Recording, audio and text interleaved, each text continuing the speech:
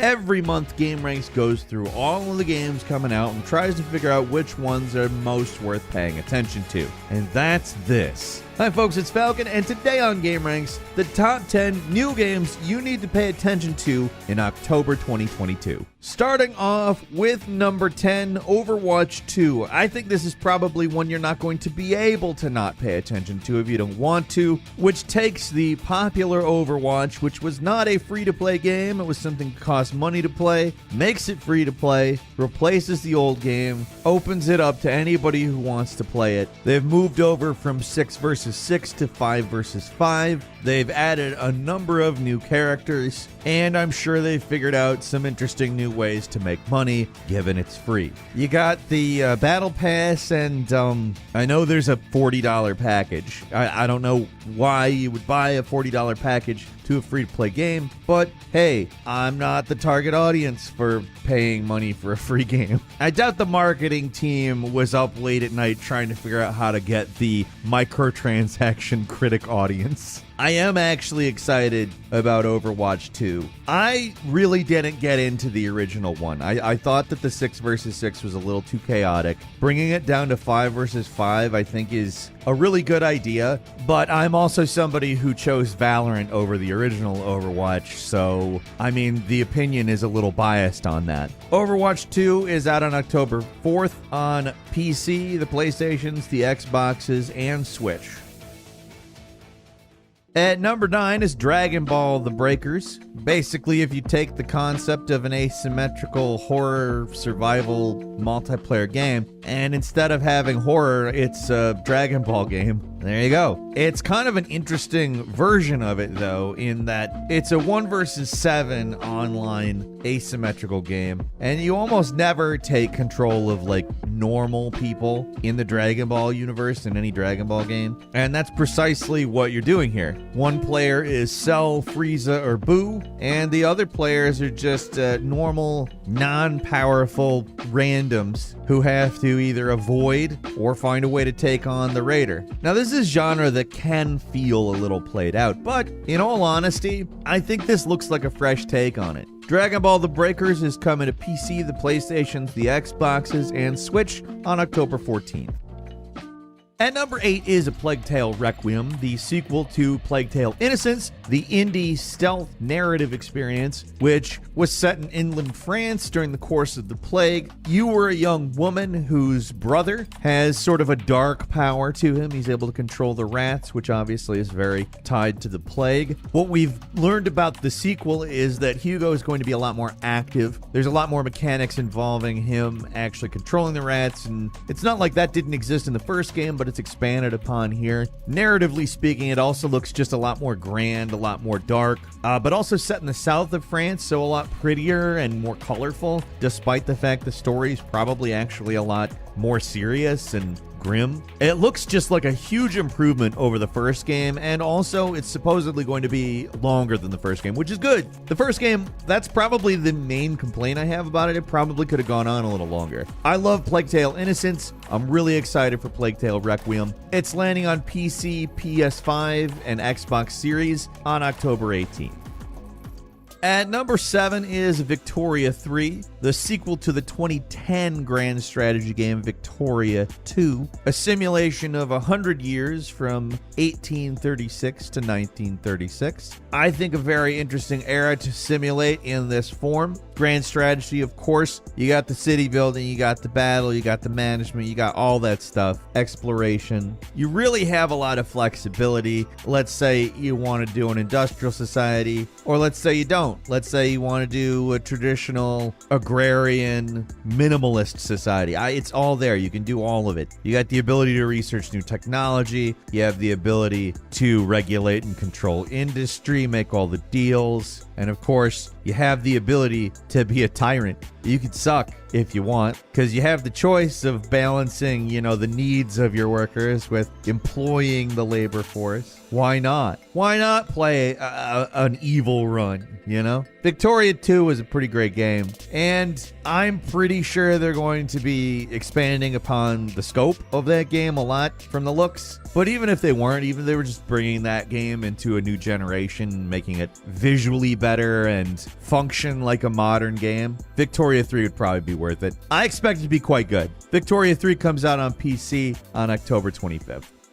At number 6 is Ghostbusters Spirits Unleashed, a 4v1 Ghostbuster versus Ghost asymmetrical multiplayer game. Both the teams are obviously very, very different. When you're a Ghostbuster, it's a first-person shooter. You're on a team of 3 human players. You're tracking ghosts, you're catching them, undoing the damage done by them, etc. And when you play as a ghost, it's just you control the ghosts, and you basically are trying to scare all of the non-player characters in the location by making loud noises, possessing stuff, haunting. This comes to us from the same developer that has pretty much done all of the good, if short-lived, asymmetrical multiplayer games. Friday the 13th, Predator Hunting Grounds. This one seems different enough. Like, it has its own mechanics to such an extent that it feels like it might have some staying power. It looks pretty clever, and of course it's charming as all hell. You got Ernie Hudson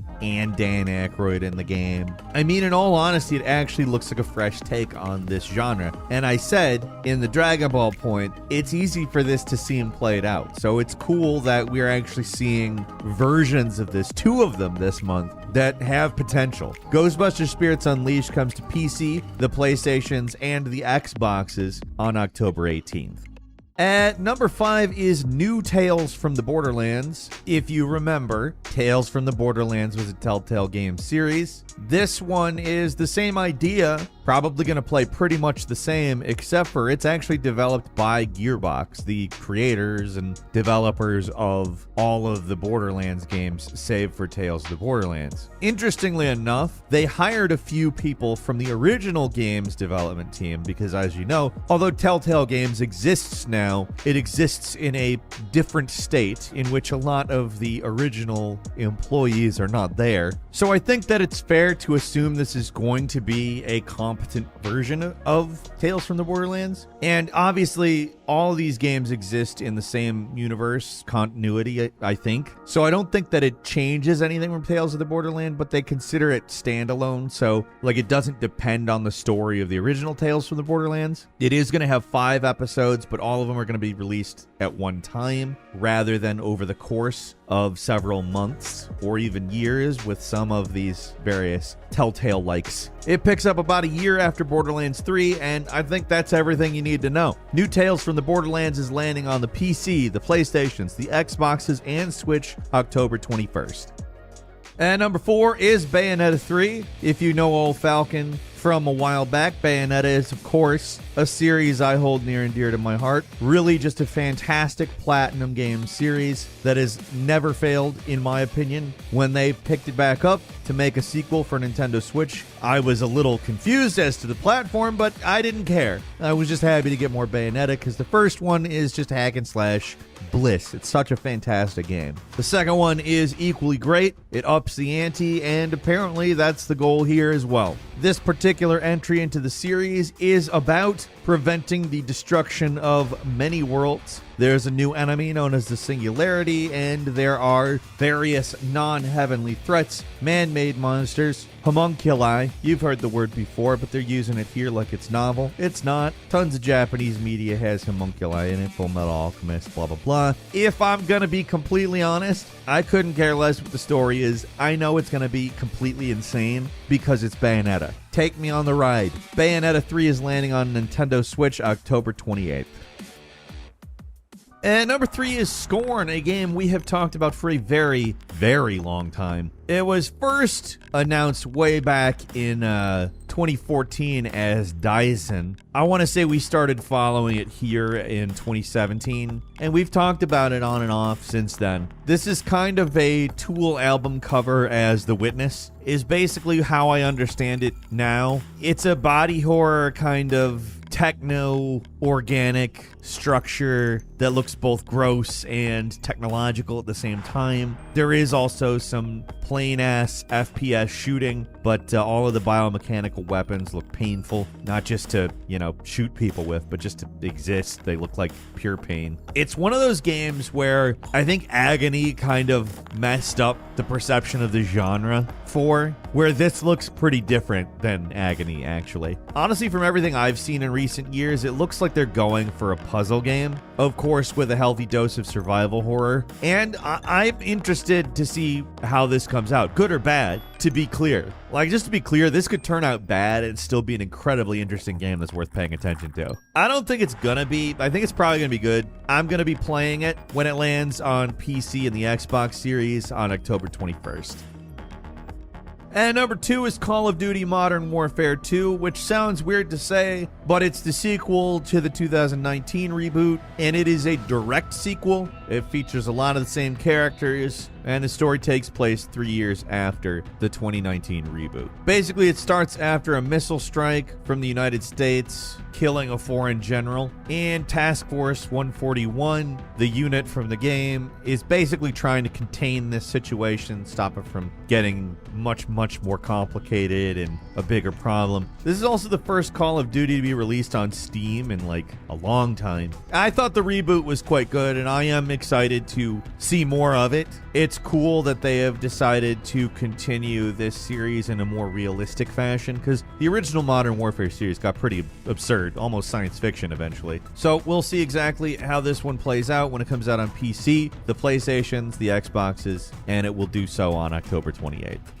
And finally at number 1 is Gotham Knights, an action RPG, which comes to us from WB Games Montreal, the developers of Arkham Origins. It stars Nightwing, Batgirl, Robin, and the Red Hood, and it is set in an open-world Gotham City in the aftermath of Batman's death. Now, I'm going to go ahead and say this. I don't think Batman is dead. I think that that's probably what everybody thinks going into this, and I think you'll probably find him at some point. I don't know that he'll be playable at any point. If he is, maybe it'll be a DLC or a secret character, but I have a feeling, given the Gotham Knights investigate Batman's disappearance, they'll find him. The bad guys are the Court of Owls, which is a very old secret society. It's probably going to be an interesting game. It's kind of a big swing, so if it connects, probably going to be a home run. Gotham Knights is landing on PC, PS5, and Xbox Series on October 21st. Few bonus games for you, starting with Dakar Desert Rally, a game that bills itself as the biggest off-road rally racing adventure ever developed. That's landing on PC, the PlayStations, the Xboxes, and Switch on October 4th. Moving on to Mountain Blade 2 Bannerlord. We've put this in bonus because it's been in early access for a while. It's great. It's absolutely worth your time. It's landing on the PlayStations, the Xboxes. I don't know that it's coming out of early access on PC, and I don't care because it's great.